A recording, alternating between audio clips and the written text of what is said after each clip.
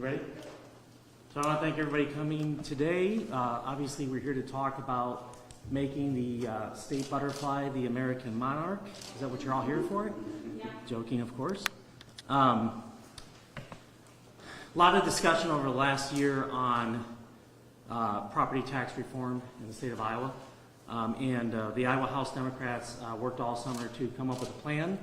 And part of the charge to Representative Jacoby was that we have a plan that has immediate relief for families, a significant relief for families, and also that it protects first responders and schools. And so Representative Jacoby and others have worked the entire summer on this, and I will turn over to him for the plan.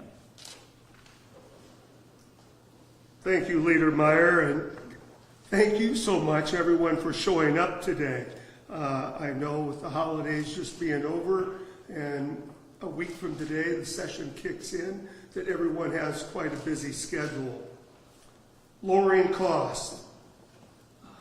My name is Dave Jacoby. I'm from Coralville, Iowa. I serve on the Ways and Means Committee as the ranking member. I've been in the state legislature for about 21 years. I also served a couple terms on the Coralville City Council, two terms as a matter of fact, before coming to Des Moines. On the Coralville City Council, I was a liaison for police and fire. I've studied property taxes on and off for over 25 years. I can say this with all due confidence, I consider myself a second semester freshman. Property taxes are extremely complicated. Schools, cities, counties, community colleges, levies, GO bonds, revenue bonds, public safety, parks and rec, eco-devo. We're responsible for the day-to-day life at home, that you're safe and that your toilets flush. Local government is also responsible for clean water. And when it gets so complicated and people start talking about rollback, frankly, the only things that roll back are Iowans' eyes. They go, here we go again. We've heard this talk before.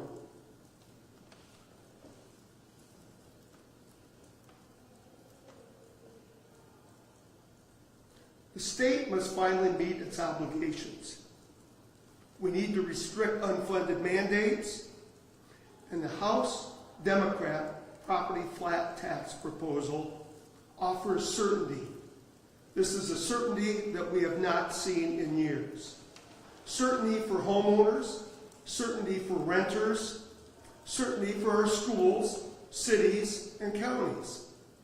It also offers our aging population the opportunity to stay in their homes and to stay in Iowa. It also offers local government the opportunity to maintain and enhance public safety. Our plan offers effectiveness, a word that you'll hear often this year from House Democrats, and hopefully in a bipartisan way with Republicans. We want a policy that's effective. Our plan will work, and Iowans will feel the effects immediately. Effectiveness. Over the last 15 years, here's how effective the Republican tax plans have been. As we can all see, our property taxes over the time frame since 2010, when Republicans took control, your liability for your property tax has doubled. Almost every single homeowner in the state of Iowa has seen property taxes skyrocket. Every single renter in our state has seen their lease rates go up accordingly. The workers in Iowa are kind of tired of having to pay when it's because of the state that these taxes have skyrocketed. This graph shows years of failure. Our plan is effective again immediately. What is the House Democrats' plan? Number one, immediately we have a rebate to all homeowners of $1,000. We have a rebate to renters of $500. This is meant to take place for 2 years, 2 tax years, before we evolve into the House Democrat property flat tax plan of 4% per year. In other words, on every $1,000 you pay in a current tax year, your property taxes could not go up more than $1,040 to $1,040. It limits the growth, but also gives certainty to you, the taxpayer, and gives certainty to local government. It gives certainty to police and fire, knowing what they can do for their increases, and it gives certainty to our schools, community colleges, on what their budgeting will look like in the following years. That property flat tax also gives certainty in the out years. In other words, it's not year to year. That's a growth rate that most realtors would tell you is a great growth rate, 4% per year on the value of your home. Unlike the Republican policy where they're dabbling with controlling people's valuations, we are simply limiting the growth for people's tax liability.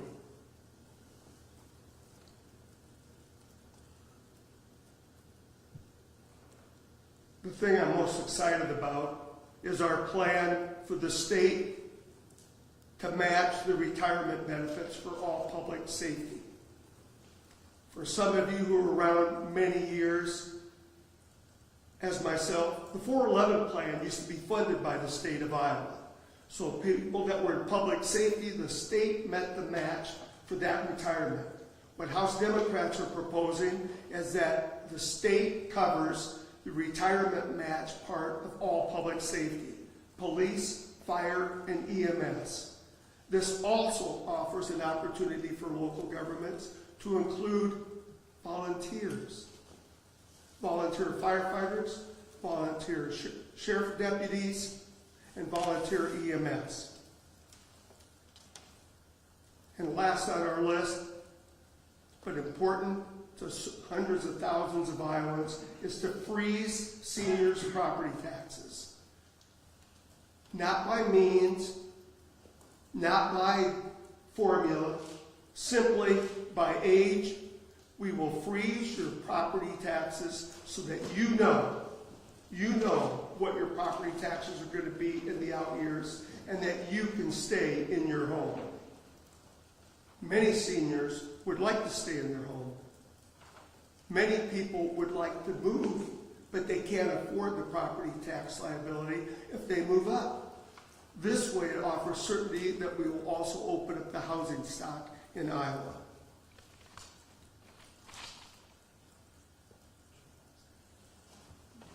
And to close out our plan, and this is simple, instead of the complicated way over the last 15 years that they have raised property taxes and added hundreds of pages to our tax code, House Democrats want to triple the homestead tax credit. This is immediate, and on average, and this is just an average in Iowa, homeowners have a $200 to $300 on the average home now in Iowa tax credit that reduces their property tax liability. Tripling that homestead tax credit will get the tax credit to, on an average, $500 to $600 per household. Again, this is immediate. This is something that will help lower costs today. And as we know, in the era of the Trump Reynolds economy, our people at home need more money, and this is the best way to do it. Thank you again for being here. Do you, okay for questions? Oh, please do. Yeah. Do you have the rebates? will those be funded by the taxpayer relief fund or some other source, and do you have an estimate of how much that would cost over those 2 years? I didn't expect that question. I would be shocked. No, thank you. Actually, we do look first at the taxpayer relief fund, because by title, that would say that's exactly what the money is set aside for, taxpayer relief. We are waiting right now from LSA to give us some exact numbers, but I will say this, where there's a will, there's a way in this building, because we looked at other things that cost 350 to 500 million, that there was a will to do even though we didn't have the money to do that. So I think in a bipartisan way, we're looking for that will to make that happen. Can you talk a little bit about the $500 for renters, including this plan? Yeah, thank you, Zach. But, you know, for years we left out renters in the formula. In 2013, we passed a property tax bill that I voted no on, but a property tax bill that lowered the tax liability for the owners of apartment complexes. The idea was that that would be passed on to renters, that they would see lower lease rates. I'm afraid we have not seen that in the last 12 years. Renters do indeed pay property taxes. It just goes through their landlords.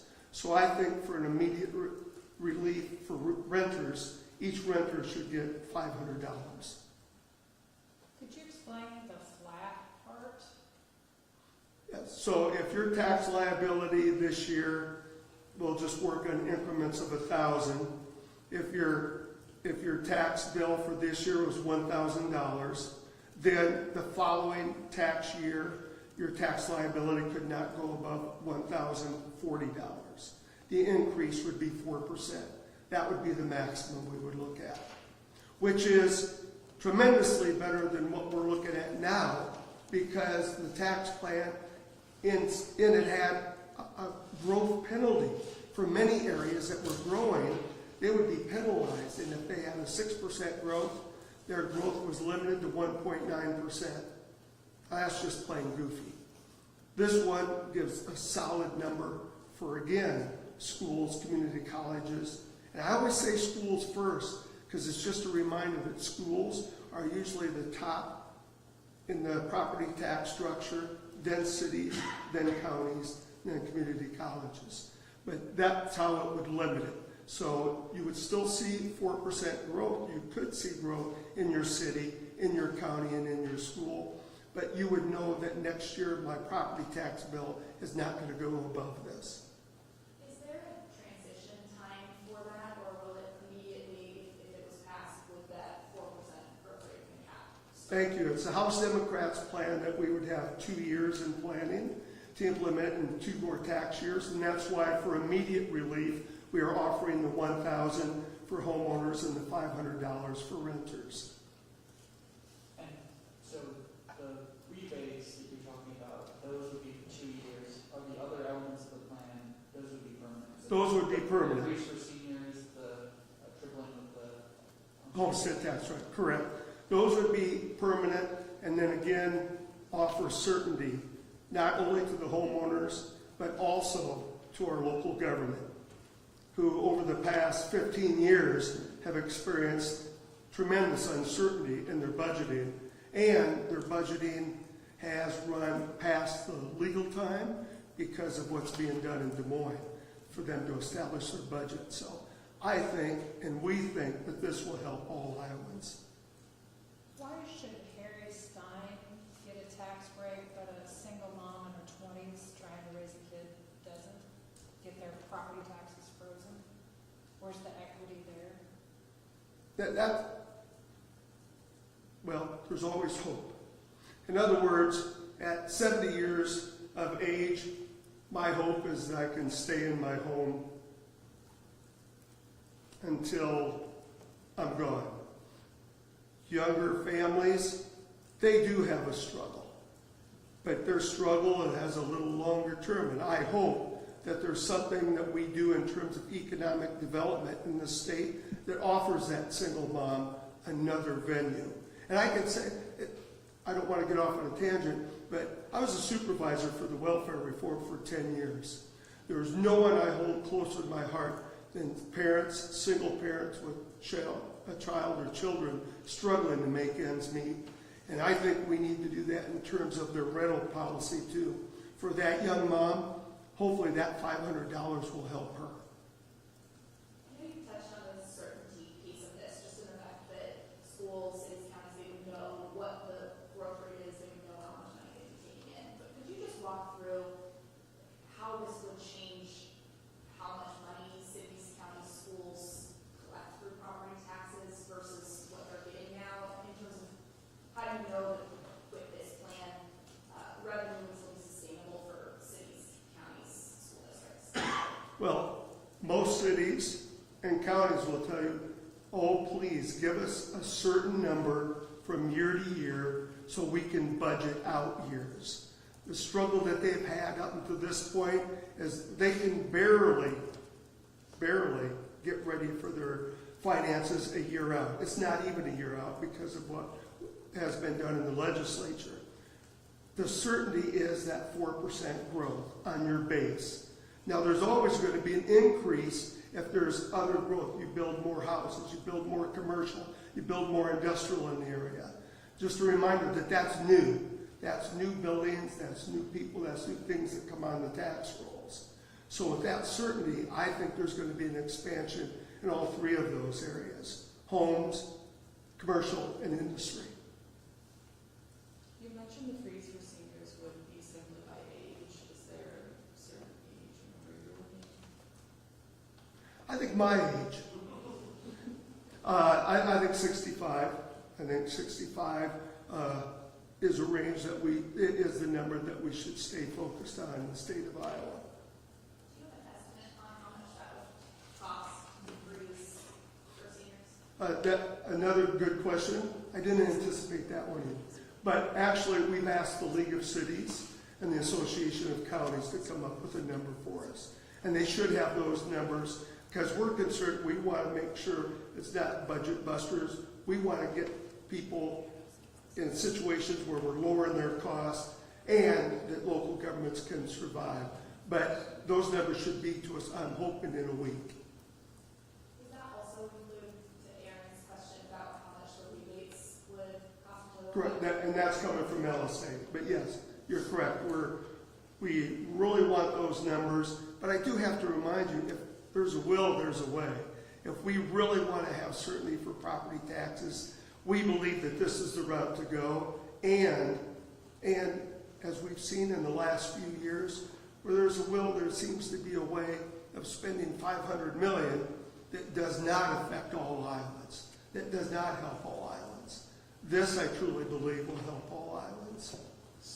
Cities like Coralville have complained about commercial and multi-residential tax valuation, tax liability on these properties, changes that have been over the years. I don't see any proposal on multi-residential or on commercial property in this. Are House Democrats interested in anything in that direction? Well, and there are two directions to go. One direction would be, do you continue lowering that on commercial and multi-residential, or do you increase taxes on commercial and residential? Multi-residential. House Democrats right now, our focus is on homeowners and renters right now, and not making any changes to commercial or multi-residential as of today. You talk about political will. We know that House and Senate Republicans are also planning, the governor's planning as well, to put out property tax plans. How do you plan to work with the majority party to get your plan across the finish line? Well, I think the first thing we're going to lead with is this is effective. We've seen over the years that the things that have been done from the State House have been totally ineffective and in fact have hurt more. I will say this, we do have positive relationships with people across the aisle. One of those positive relationships will be with the new what is Kaufman anyway? Majority Leader. I'm sorry, I wanted to say minority leader. But he's a new majority leader and with past experience on Ways and Means. And we have other people in the Republican caucus that are very interested in an effective plan. What we've heard, which is only hearsay because I have not been in any meetings with any of the other team yet, is there's a billion different ideas, and they're wide-ranging, and they don't seem to be effective. So, and one that I can repeat is that, excuse me, the Republicans may want to limit valuations. In other words, what the valuation is of a home. I know that's, and I don't mean it to be political, because the problem with being political is it's all about politics, is they want to restrict valuations, which is the biggest point of communism you'll ever see. If you're telling people that your house can only be worth $250,000, you're saying that you're controlling valuations. That's a very dangerous path to go. So, and that's the only thing that I've heard from the other caucus that they're looking at doing. There's also discussion from the other caucus about removing rollback. Now, to be honest with you, rollback sets your taxable valuation at about 50%. I believe we're at 44.64 right now percent, but that immediately cuts your property tax liability in half, and their discussion is to eliminate rollback and somehow make up for it, but that is economically impossible. 3 of the 4 of you, I think, served locally before here, Larry? Yes. You did, right? I ran, Yeah, I was trying not to. Thanks for bringing that up. Sorry about that. Yeah, Sean's election record is 5-1, but thank you for bringing up the 1. How about I say, you've all shown interest in representing at the local level. Now I just lost my question, which is embarrassing. If you were a government official, what would be your reaction to this? Yeah, that was half my thought, but do that first. Well, from what I've heard, and I hear often from local government people, excuse me, in Coralville and Iowa City is, can we just go back to the way it was? But what I've also heard is what we're doing today is not going to work in the near future for the local governments. They're saying we can't continue this way, so we need change. And when I brought up the 4%, I will honestly say this, a couple of the local officials slightly shook their head, but said, wow, that is much better than what we expected to come out of the state legislature this coming session. So if you can get this done, we would greatly appreciate that.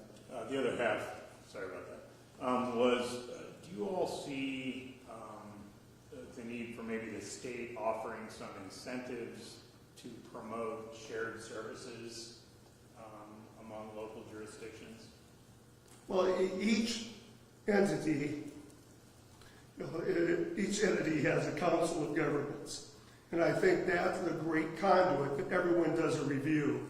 I think what my personal opinion is, I think every region should have a review every 5 years and see what services are possible in terms of co-locating or sharing, whether it's all within one county with separate business, separate services, or a 6 or 7 county area, maybe combining urban and rural. So that, I think that's a question we always have to look at in Iowa. And that goes back to your basic, should there be 99 counties?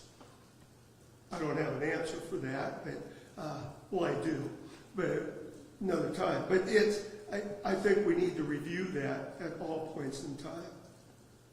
We got time for one more.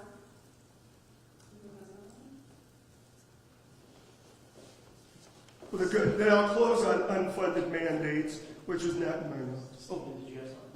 I'm very sorry. I just wanted to ask, with the freeze for seniors, especially in smaller communities, like Mhm. rural communities where that might be, a lot of residents might be older, do you see it having, a negative effect on those smaller communities if they don't have the base elsewhere to make up for that? I do not, and I'll tell you why. Because of my family members that live or have lived in very small towns in northwest Iowa and northeast Iowa, this gives them an opportunity, number one, to stay in their home.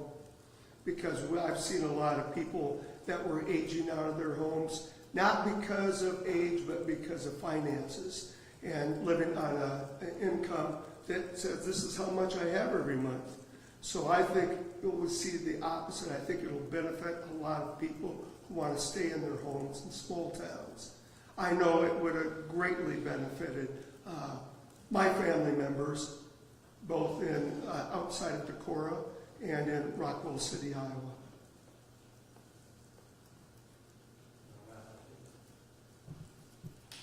I just want to thank you so much for being here.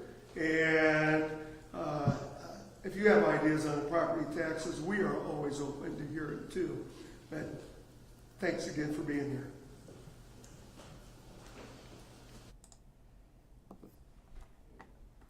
Good morning, and thank you so much for joining us here in the streaming studio. My name is Becky Phelps. If you tuned in a little late there, we have been listening to the Iowa House Democrats as they discuss their plan for property tax reform that they're expecting to bring up for the 2026 state legislative session. That starts very soon. It starts on January 12th. And this property tax reform plan that they pitched had a couple of aspects that will be more broken down by our Des Moines Bureau. In case you missed it, coming up in the TV9 evening news, you can get a full breakdown of it. But one big part that they were emphasizing a lot, they want to freeze property taxes for seniors. And this is interesting because it's also something that's been discussed by state Republicans. Property tax reform has been an issue discussed for a while now. State legislative leaders brought it up last session a lot, but never got anything to Governor Reynolds' desk to be signed. Now for 2026, which is Governor Reynolds' final legislative session before she retires, she has made this a personal priority for her, and she is planning on releasing some ideas herself. That will probably come in her annual condition of the state, which should be coming up right around the start of the legislative session as well. So we should get more details. But she has also considered freezing property taxes for seniors. So a little bit of alignment already on some possible priorities between Republicans and Democrats on the property tax reform. Again, we will have more details on the presser that we just watched from the Iowa House Democrats coming up from our Des Moines Bureau in our evening newscasts. Thanks for watching.